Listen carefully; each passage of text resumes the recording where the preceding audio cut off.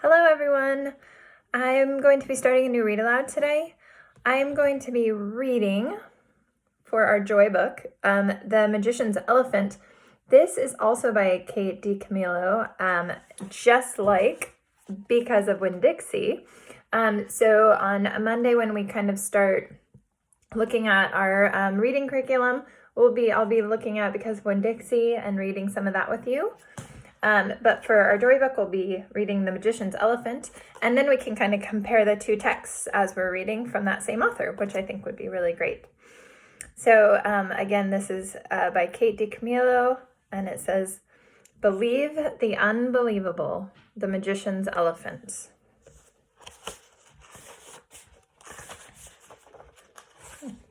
Chapter 1. At the end of the century before last, in the market square of the city of Baltis, there stood a boy with a hat on his head and a coin in his hand. The boy's name was Peter Augustus Dushan, and the coin that he held did not belong to him, but was instead the property of his guardian, an old soldier named Vilna Lutz, who had sent the boy to the market for fish and bread.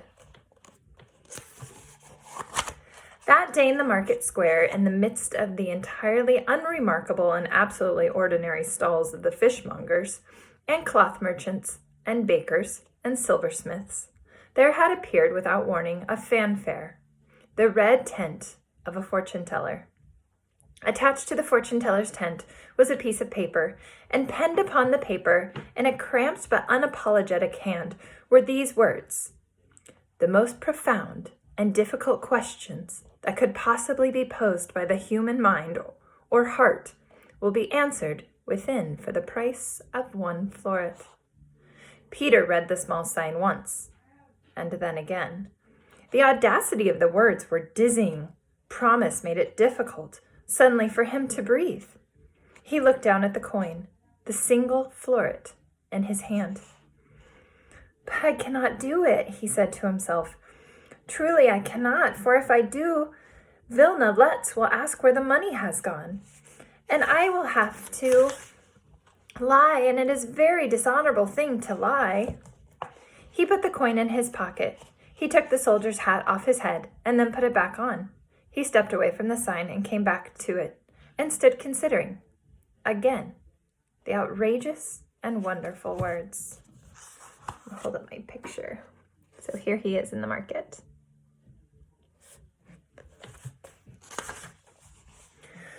But I must know, he said at last. He took the floret from his pocket. I want to know the truth, and so I will do it, but I will not lie about it, and in that way I will remain at least partly honorable. With these words, Peter stepped into the tent and handed the fortune teller the coin. And she, without even looking at him, said, 1 floret will buy you 1 answer, and only 1. Do you understand? Yes, said Peter. He stood in the small patch of light, making its sullen way through the open flap of the tent. He let the fortune teller take his hand. She examined it closely, moving her eyes back and forth, as if there were a whole host of very small words inscribed there. An entire book about Peter Augustus Dushan composed atop his palm. Huh, she said at last. She dropped his hand and squinted up at his face. But of course, you are just a boy. I am 10 years old, said Peter. He took the hat from his head and stood as straight and tall as he was able. And I am training to become a soldier, brave and true. But it does not matter how old I am. You took the floret, so now you must give me my answer. A soldier, brave and true, said the fortune teller. She laughed and spat on the ground. Very well, soldier, brave and true. If you say it is so, then it is so. Ask me your question. Peter felt a small stab of fear. What if after all this time he could not bear the truth? What if he did not really want to know? Speak, said the fortune teller. Ask. My parents, said Peter. What is your question, said the fortune teller. They are dead. Peter's hands trembled. That is not my question, he said. I know that already. You must tell me something that I do not know. You must tell me of another. You must tell me The fortune teller narrowed her eyes. Ah, she said. Her, your sister. That is your question. Very well. She lives. Peter's heart seized upon the words. She lives. She lives. No, please, said Peter. He closed his eyes and he concentrated. If she lives, then I must find her. So, my question is, how do I make my way there? To where she is. He kept his eyes closed. He waited. The elephant, said the fortune teller. What? Peter said. He opened his eyes, certain that he had misunderstood. You must follow the elephant, said the fortune teller. She will lead you there. Peter's heart, which had risen up high inside of him, now sank slowly back into its normal resting place. He put his hat on his head. You are having fun with me, he said. There are no elephants here. Just as you say, said the fortune teller. That is surely the truth, at least for now, but perhaps you have not noticed. The truth is forever changing. She winked at him. Wait a while, she said. You will see. Peter stepped out of the tent. The sky was gray and heavy with clouds, but everywhere people talked and laughed. Vendors shouted and children cried, and a beggar with a black dog at his side stood in the center of it all and sang a song about darkness. There was not a single elephant in sight. Still, Peter's stubborn heart would not be silenced. It beat out the two simple, impossible words over and over again. She lives. She lives. She lives. Could it be?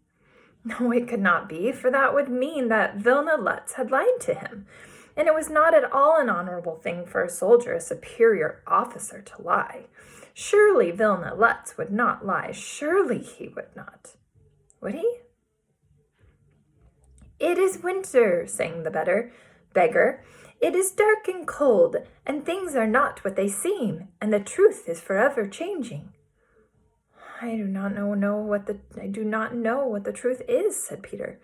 But I do know that I must confess. I must tell Vilna Lutz what I have done.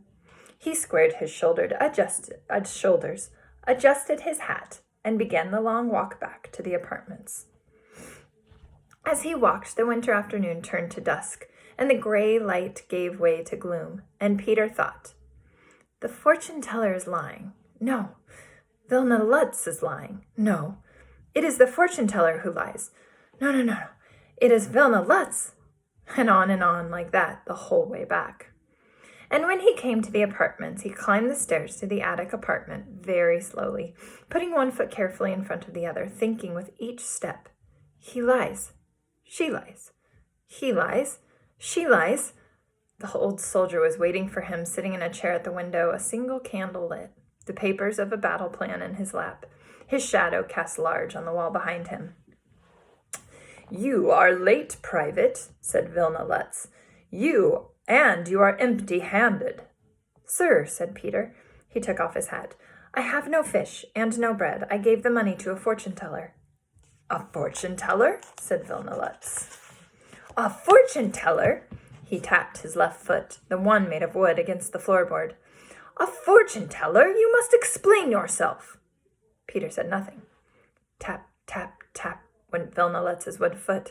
Tap, tap, tap. I'm waiting, he said. Private, I'm waiting for you to explain. It is only that I have doubts, sir, said Peter, and I know that I should not have doubts. Doubts? Doubts? Explain yourself. Sir, I cannot explain myself. I've been trying the whole way here. There is no explanation. That will suffice.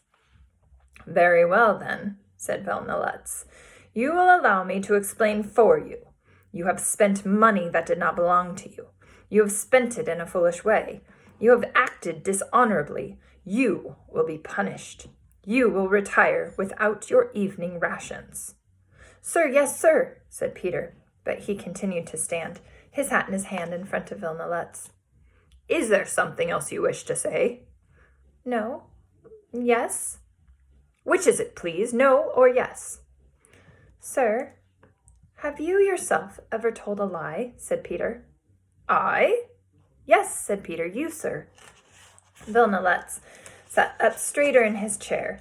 He raised his hand and stroked his beard, tracing the line of it, making certain that the hairs were arranged just so, that they came together in a fine military point. At last he said, "You who spend money that is not yours, you who spend the money of others like a fool, you will speak to me of who lies?" "I'm sorry, sir," said Peter. "I am quite certain that you are," said Vilnoletz. "You are also dismissed." He picked up his battle plans. He held them up to the light of the candle and muttered to himself, "So, and it must be so, and then so." Later that night, when the candle was quenched and the room was in its darkness, and Peter and the old soldier was snoring in his bed, Peter Augustus lay on his pallet on the floor and looked up at the ceiling and thought, "He lies. No, she lies. No, he lies. No, she lies.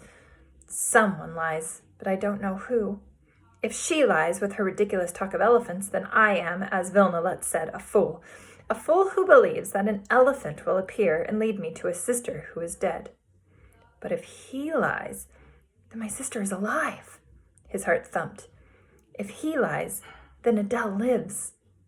"I hope that he lies," said Peter aloud in the darkness, and his heart startled at such treachery, astounded at the voicing aloud of such an unsoldierly sentiment, thumped again, much harder this time.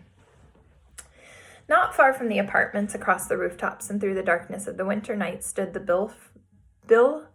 Bliffendorf Opera House, and that evening upon its stage a magician of advanced years and failing reputation performed the most astonishing magic of his career. He intended to conjure a bouquet of lilies, but instead the magician brought forth an elephant.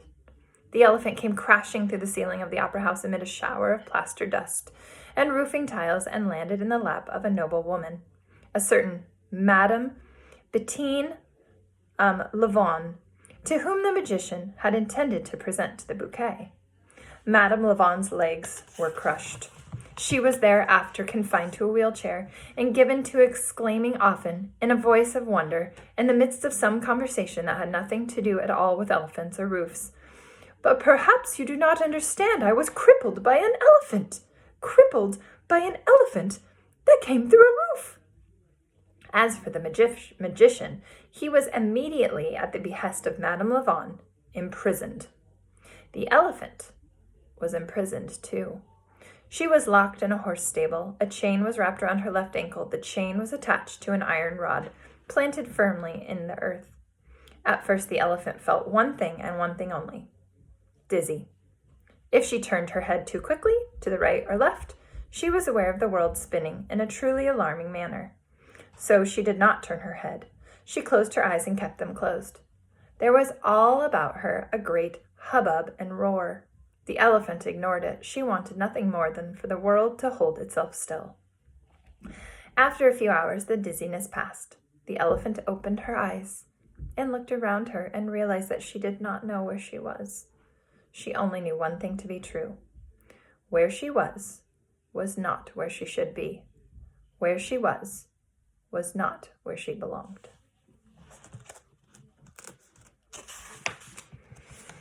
All right, that's finished with chapter 1.